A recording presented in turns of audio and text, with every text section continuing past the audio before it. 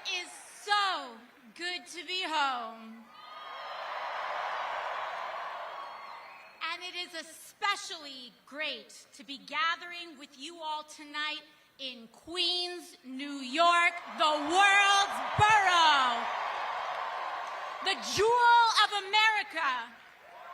Just in this slice of New York City alone, we represent over 100 languages and cultures. We welcome people of all religions, faiths, and creeds. We honor all genders, races, orientations, and status. And here, we defend immigrants. We are a working people's borough in a working people's city. And all of that makes us a fascist's worst nightmare.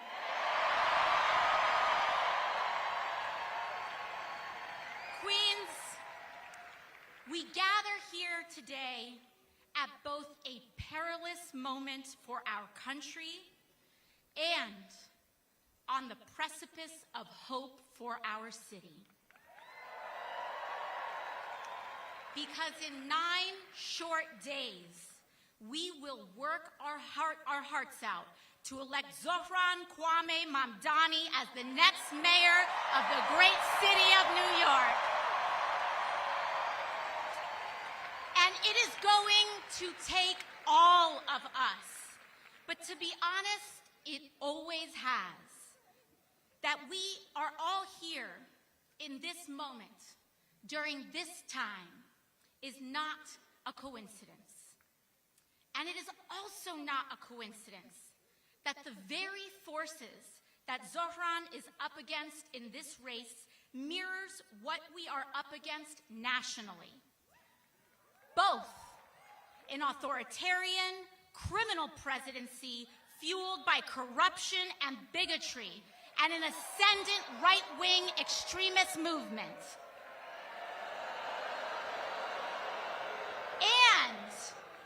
And an insufficient, eroded, bygone political establishment, this time in the form of Andrew Cuomo, whose pursuit of power has blinded them from what that power is supposed to be used for in the first place, which is to aid and put the working people of America and New York City first. And Queens, both of these challenges are fueled and funded by the same billionaire class whose apparent greatest fear is an equitable, affordable, and prosperous nation and city for all, not just the very few. But we have been here before as a city and a country, and we have won before, and we will win again on November 4th. Because Queens, it has always been in our nation's darkest chapters that our brightest lights emerge. And we, each and every one of us, whether we like it or not, are living history today. From our nation's beginning, American democracy has always reflected the struggle between humanity's highest and lowest natures, between subjects and citizens, the Confederacy and the Union, freedom and bondage, labor and capital rights and regimes. And it is no different today. The struggle of our time today is the single most unjust concentration of wealth in the hands of the very few, unseen in our nation's history and the world's history. And it is a time such as this, in which demanding what should be considered the most basic tenets of human dignity, that is considered a radical and outlandish act. It is a time such as today when demanding affordable housing is considered a radical and outlandish act, that we can afford our lives, our groceries, our transit is considered an outlandish and radical act, that we accept our neighbor as ourselves, a radical and outlandish act. But we must remember, in a time such as this, we are not the crazy ones, New York City. We are not the outlandish ones, New York City. They want us to think we are crazy. We are sane. To demand an affordable and decent housing, a decent wage, the right to health care, that we pay to care for our people instead of the flattening of Palestinians and oppressed people abroad is not a radical act. It is basic and core humanity. That is why the election of Zohran is as important as our cause today. Childcare, buses, rent, and our rights. Here in New York City, it is the jewel and the center of all that is possible in America. And on November 4th, we will prove that today. We will prove it to the world, and we will prove it to the nation. And we will send a loud message to President Donald Trump that his authoritarianism is no good here. We will send a message that to ICE, that secret police do not belong here. And we will demonstrate the heroism that exists in the everyday people throughout our city. Heroism like that we saw last week, a young woman in a polka dot dress standing up to a secret police officer in Canal Street. She is New York City. The young man in a white helmet jumping off his bicycle saying, "Not in my neighborhood." That is New York City. The line cooks and the delivery workers every day serving and making sure that we are clothed and fed and that our children are cared for. That is America, New York City. That is who we fight for. That is what this victory is about. Because New York, America, our freedoms and our future.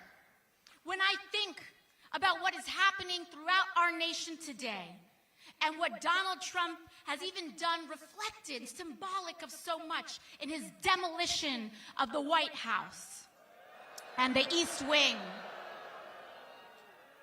we see what he's doing to that, and we must let him know that this injustice, no matter what he's doing, that house doesn't belong to him, New York. It belongs to us. It belongs to the people of this country. And I want us all to remember and to know that the future, our future, is not determined by a despot in a house built by enslaved people. Our future will be determined not in a house built by slaves, but in a city built by freemen, in a city built by unionists and immigrants and suffragists. The bricks laid by working people, past, present, and future, the seamstresses and the unionists who paid for our rights in blood. This city was built by the Irish escaping famine, Italians fleeing fascism, Jews escaping Holocaust, Black Americans fleeing slavery and Jim Crow, Latinos seeking a better life, Native people standing for themselves, Asian Americans coming together in Queens, in Brooklyn, in the Bronx, in Manhattan, in Staten Island, in this country, in a vision to build the freest, toughest, and greatest city on earth, and we will not stop now, New York.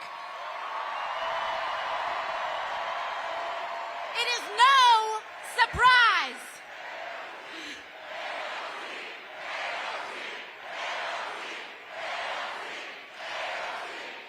NYC, baby, NYC.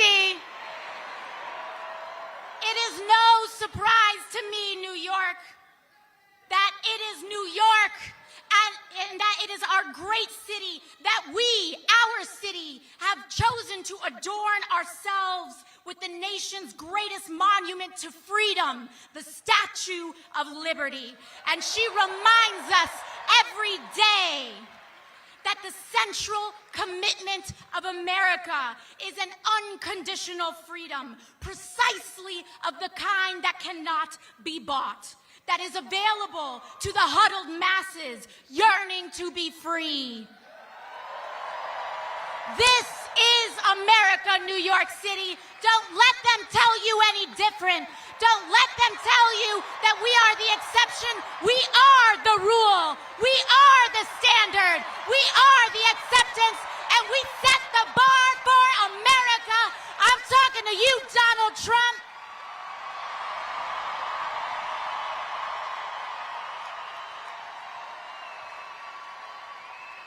There has been a day before his presidency, and there will be a day after. And it belongs to us. Thank you, New York. I love you, New York. You have made my life possible, my mother's life possible, my father's life possible. All of our lives have been made possible by this great city and by our shared contract and bond to one another. And it is my honor tonight to introduce to you all another great born New Yorker. From Brooklyn.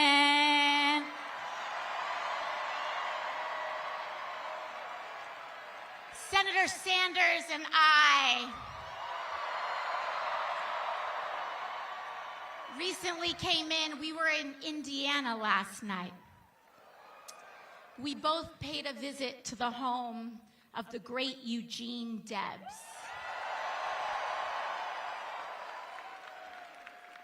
And I had the honor of presenting Senator Sanders last night with the National Eugene Debs Award, in which the foundation and the people who steward Debs's legacy have honored Senator Sanders as the foremost leader and advocate for labor and class struggle in the United States of America. And it remains such a great privilege and honor to call him a friend, a mentor, a treasured person that we had, and a New Yorker, that's right. And so I know we all love him so dearly.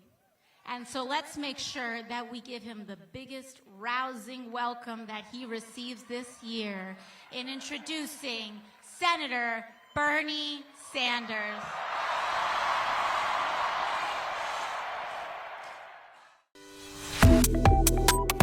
Subscribe to One India and never miss an update. Download the One India app now.